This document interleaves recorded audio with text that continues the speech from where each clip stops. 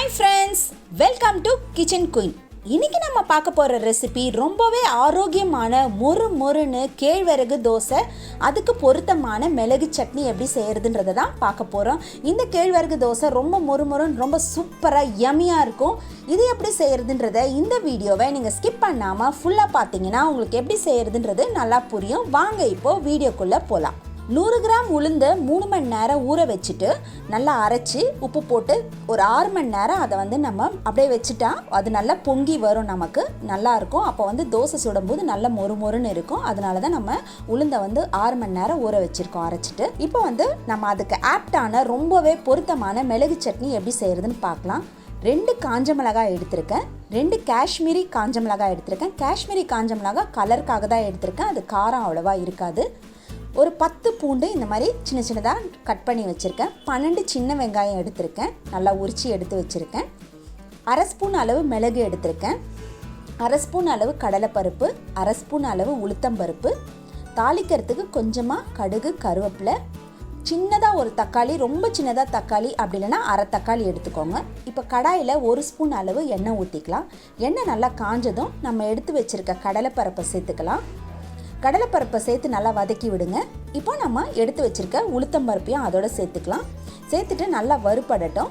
இப்போ இது கொஞ்சமாக வறுபட்ட உடனே நம்ம எடுத்து வச்சுருக்க மிளகை இதில் சேர்த்துக்கலாம். இது பாதி மிளகு காரம் பாதி காஞ்ச மிளகாய் காரம், அதனால் நீங்கள் உங்கள் காரத்துக்கு ஏற்ற மாதிரி போட்டுக்கோங்க. இப்போ நல்லா வறுபட்டுருச்சு. இதை ஒரு தட்டில் எடுத்துக்கலாம். அதே எண்ணெயில் நம்ம கட் பண்ணி வச்சுருக்க பூண்டை சேர்த்துக்கலாம். பூண்டு நல்லா வதக்கி விடுங்க. பூண்டு நல்லா வதங்கினதும் நம்ம உரித்து வச்சுருக்க அந்த சின்ன வெங்காயத்தை இதில் சேர்த்துக்கலாம். இதுக்கு சின்ன வெங்காயம் தான் ரொம்ப சூப்பராக இருக்கும் பெரிய வெங்காயத்தோட, அதனால தான் சின்ன வெங்காயம் சேர்த்துருக்கேன். சேர்த்துட்டு நல்லா வதக்கி விடுங்க. இப்போ நம்ம எடுத்து வச்சுருக்க காஞ்ச மிளகாவை அது கூட சேர்த்து நல்லா வதக்கி விட்டுக்கலாம். நல்லா வதங்கட்டும். நம்ம இதை அரைச்ச பிறகு அடுப்பில் வைக்க போகிறதில்ல, அதனால் வெங்காயம் காஞ்ச மிளகாய் பூண்டு எல்லாம் நல்லா வதங்கட்டும். இப்போது தக்காளி கட் பண்ணி வச்சுருந்தேன் இல்லைங்களா, அதை சேர்த்துக்கிறேன். ரொம்ப தக்காளி போட்டிங்கன்னா தக்காளி சட்னி மாதிரி ஆகிடும், அதனால் கொஞ்சமாக தக்காளி சேர்த்துக்கலாம்.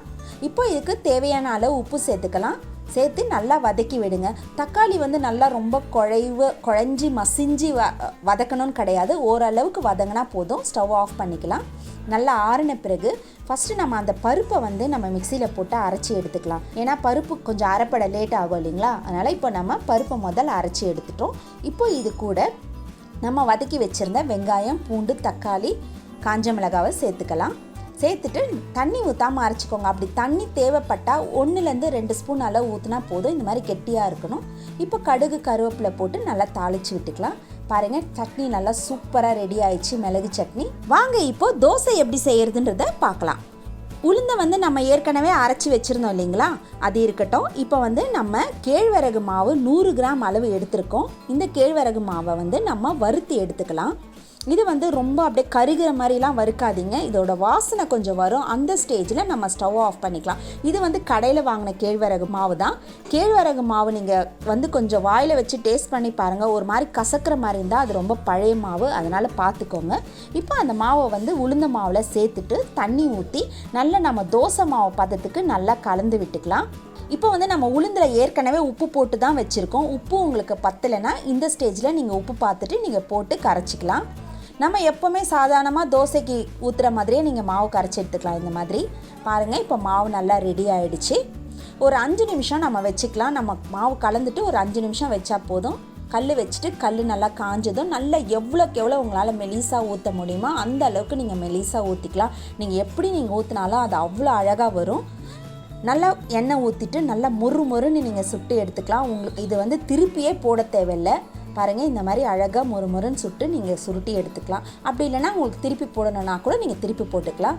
அவ்வளோதாங்க, நம்மளுடைய மொறு ராகி தோசை சூப்பராக ரெடி ஆகிடுச்சு. அது கூட ஆப்டான மிளகு சட்னியும் சூப்பராக ரெடி ஆகிடுச்சு.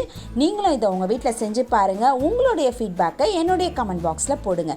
இந்த வீடியோ உங்களுக்கு ரொம்ப பிடிச்சிருந்ததுன்னா உங்கள் ஃப்ரெண்ட்ஸ் அண்ட் ரிலேட்டிவ்ஸ்க்கு ஷேர் பண்ணுங்கள், லைக் பண்ணுங்கள், கமெண்ட் பண்ணுங்கள்.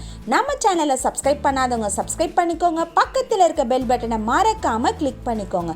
மீண்டும் உங்களை அடுத்த ரெசிபியில் சந்திக்கிறேன். Until then, bye.